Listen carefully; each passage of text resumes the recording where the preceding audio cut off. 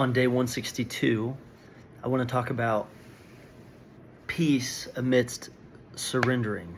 I've talked about this topic before. Again, I always circle back to these topics because if I repeat them, they are important and we need to write them on our minds and in our hearts weekly. If not, we'll drift and we'll be in a worse spot. So again, peace in surrendering.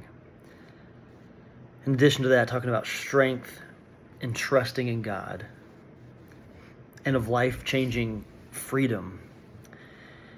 And we can capture all of this by this mindset of, hey, God, into your hands I commit my spirit to you. So it actually talks about this in the Bible in the book of Psalms, chapter 31, verses 1 through 5. It says, in you, Lord, I have taken refuge. Let me never be put to shame. Deliver me in your righteousness. Turn your ear to me. Come quickly to my rescue. Be my refuge, be my rock of refuge, a strong fortress to save me. Since you are my rock and my fortress, for the sake of your name, lead me and guide me. Keep me free from the trap that is set for me. For you are my refuge. Into your hands I commit my spirit. Deliver me, Lord, my faithful God. Those are some pretty strong words from David there in Psalm 31. And he's crying out, but he's not crying out in fear. He's crying out in faith. See, David's surrounded by danger, but he doesn't try to control the chaos that's going on. Instead, he surrenders to it by turning it over to God. Again, into your hands I commit my spirit. And if that sounds familiar, it's because Jesus himself echoes that very verse in the New Testament as he hung on the cross. In Luke 23, verse 46, he says, Father, into your hands I commit my spirit. I commit my spirit. So at the edge of death, Jesus wasn't defeated.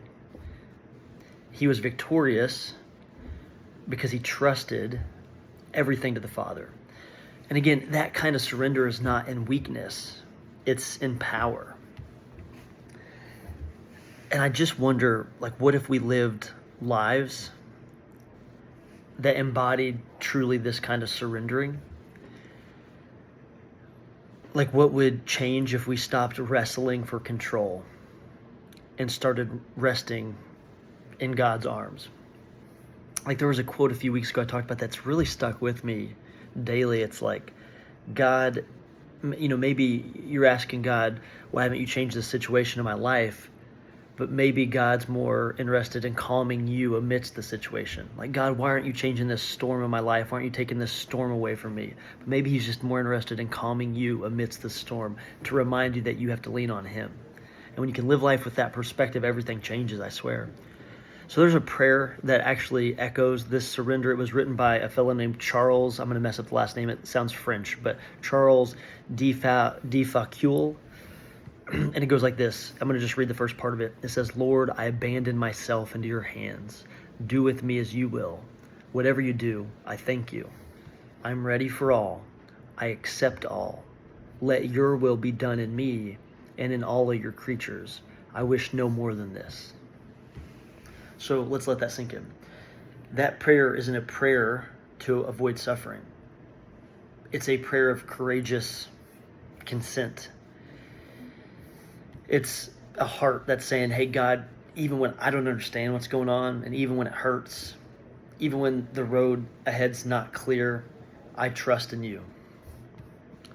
So it makes me think about, in my current daily life application, it makes me think about my children, where they're not worried about tomorrow when they're in my arms as their dad. For example, even this morning, early in the morning, the storm, the thunder, real loud, is waking my almost 4-year-old up. And she's freaked out. She's calling for me. And I go in there. And I'm just laying with her, giving her hugs. And every time the thunder is rumbling real loud, it spooks her. And she just clings to me. And I guarantee you that she's not worried about her next doctor's appointment or any type of fear, anything that's going to happen to her in the future, because she's with her dad. And she's safe with her dad. See, the kids, they're not going to think about, like I said, the schedule or the risks of even what's currently going on. They're just walking hand in hand in that moment with their parent. And I think God invites us to have that same kind of trust in him. But here's the challenge: is we often want God's will in our life so long as it looks like our plan. So we'll say, like, Lord, your will be done, but it might have an asterisk on it. I want to live life with that statement without the asterisk. Because true faith, it doesn't bring conditions to the table. The true surrender says, I don't even need to know the outcome. Only the one who holds it, and that's God. So I'm sure at some point in our lives we're going to be faced with situations where we don't know what to do next. And we're tired and we're weary and we're anxious. But we just need that reminder regularly that we are not called to carry the weight of the world. We're called to place our spirit in the hands of the one who already has carried the weight of the world to the cross and beyond. So what would it look like for you and for I to just live that way and to carry that out and to live the prayer that I read from that Charles fella?